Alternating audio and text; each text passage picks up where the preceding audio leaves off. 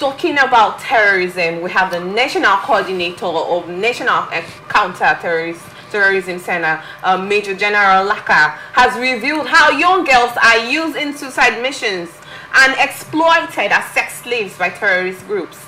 Laka made the disclosure at the launch of a technical assistance project on promotion and support for the rights and needs of victims of terrorism through the implementation of the model legislative provision held at NCTC Auditorium, Office of the National Security Advisor in Abuja. According to General Laka, the event is a momentous day in their united efforts to address the scourge of violence, extremism, and terrorism. He commended the United Nations Office of Counterterrorism and the United Nations Office on Drugs and Crimes for partnering with them for their continuous support and commitment to preventing, countering violent extremism and terrorism in Nigeria. As we all know, terrorism is a global issue, and Nigeria has borne witness to its extreme consequences since 2009. Our women, children, and youths have been disproportionately affected over the years. We have seen children abducted and forcibly trained to fight, young girls used in suicide missions and exploited as sex slaves, and survivors left with deep scars of trauma and stigmatization. These tragic events have shattered families and left entire communities grappling with fear, loss, and a deep sense of insecurity. Beyond the immediate victims, the ripple effects are felt in the displacement of populations and disruptions of education and the breakdown of social cohesion. Against this backdrop, today's launch of the Model Legislative Provision Project to support the needs and protect the rights of victims and survivors of terrorism marks a significant step forward. The Mandate Secretary Women Affairs, Federal Capital Territory of Abuja, Dr. Adedayo Benjamin Laniyi, noted that investing in women means investing in nation building. According to her, leaders should be drivers of change through their actions. The terrorism case has been going back and forth, but using girls as suicide bombers and sex slaves. What is your thoughts about this, Mr. Samuel? It is sad. It is sad, and it's been a recurring decimal in the discourse in the country for a long time. It is very sad. It's not the first time. And we thought that this thing would have slowed down by now, maybe following actions on the part of the military and the government. But it has continued unabated. It is very sad.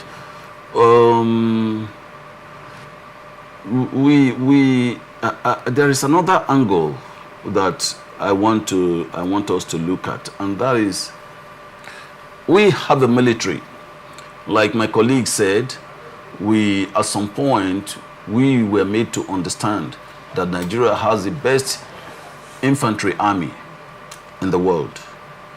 Would they have proved themselves in several fronts at several times?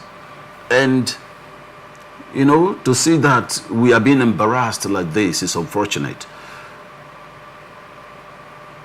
The question I want to ask is, our military operatives, I mean those who are at the front, who are not actually involved in decision making, and what they do is they receive the order from the high command and say, move forward, go ahead, do this. How well are they being motivated? Thank you very much. Are they being properly motivated? Thank you. I'll hold your thoughts on that. I would love to ask you, Honorable Choki. Most oftentimes we hear of these girls during the Chibok girls case, where most of these girls were used as sex slaves also, and they were made to sleep with each man according to the times that they wanted, and then at some point some of them started bearing children for them. How does this affect the nation?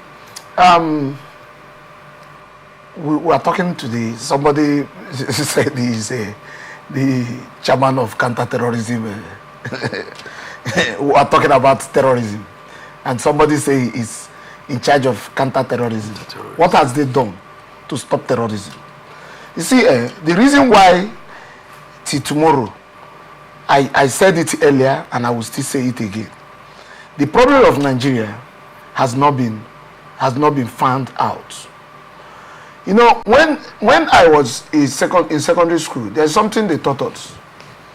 They taught us what we call titration, and in chemistry. And titration, you know, you have to base and acid. Then when you mix them together, you get a different color. You understand? And when you use your litmus paper, you understand? It depends the litmus paper you use. You will get another different color. The problem of Nigeria is in the leadership of this country. They know too well that this thing, was it not possible for our military to get this Boko Haram caught? Don't we have what it takes? Are they not in the land?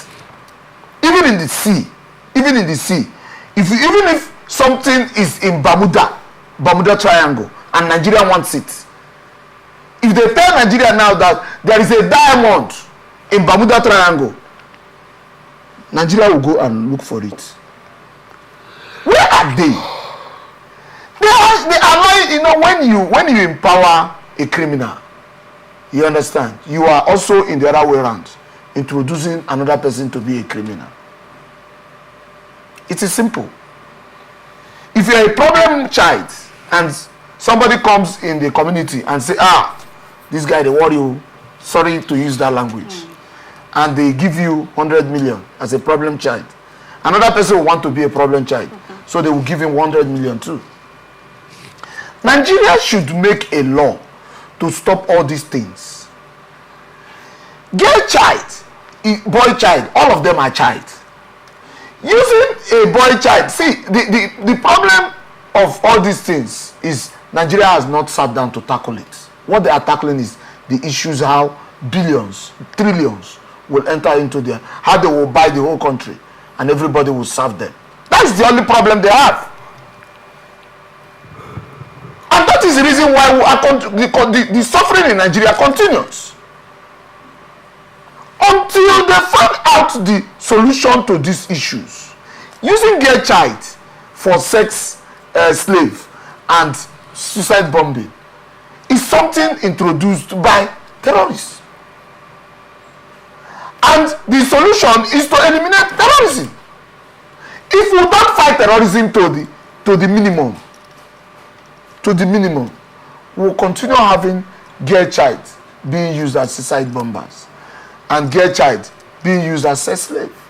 But if Nigeria wake up now, our military say it's over, no more. The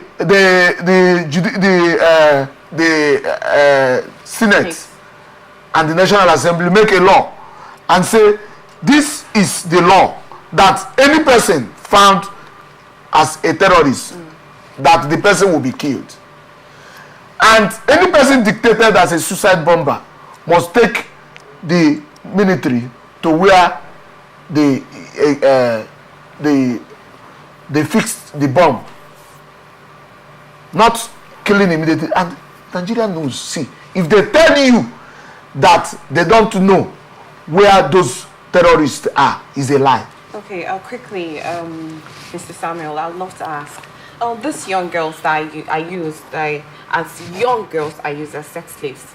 The young boys are trained. They are used to. They are, what's the word? I'm trying to get the word. They make them join the terrorist group. It affects the country. It affects the population of the country. How do you think this can help the nation? Because these are future of the nation. Like, children are the future of the nation. How do you think this can? How do you think this affects the growth of the country? it takes us to the issue that was raised earlier. Now, there's something he said that my colleague said about repentant terrorists. See, how does a terrorist repent? What that means is this, because we have to understand some of these things. What that means is simple. When you have repentant terrorists, what that means is that they are reintegrated back into society. They will grow up. Some of the repentant terrorists, quote unquote, will have opportunity to go to school, maybe. They will have opportunity to have relationship with some of our leading lights in society. Now, when they have that kind of relationship, some of them will end up as House of Assembly members, yes, senators, House of Representatives members, commissioners, as the case may be. What kind of commissioner do you think you will have from someone who is called a repentant terrorist? Because repentant terrorist means that they've been pardoned. It means that they have repented. They are no longer into what? Yes, they are no longer part of that antisocial clique. So they are part of us. But the mentality, the orientation is there. And we have seen that all over the world, situations where people have been allowed to get back into society with the negative orientation that they carried, and we found out how they destroyed nations. So that is the way it is. In Russia, they dare not hear that you are part of a terrorist gang. Of course, it's elimination. Elimination. Now, because we have to clean our society, we have a duty to clean our society. The onus to clean the society is on us. It's not on those people. Yeah. When you allow them to reintegrate, what do you expect? What do you think is going to happen? Of course, most of these boys have become criminals. Some of them have become armed robbers. Some of them have go into all manner of antisocial activities. So that is what happens. We are going to have problem on our hands. We are not in any way, we are not working to clean our society and come up with measures that will serve as deterrence. Thank you. Against evildoers. Thank you very much.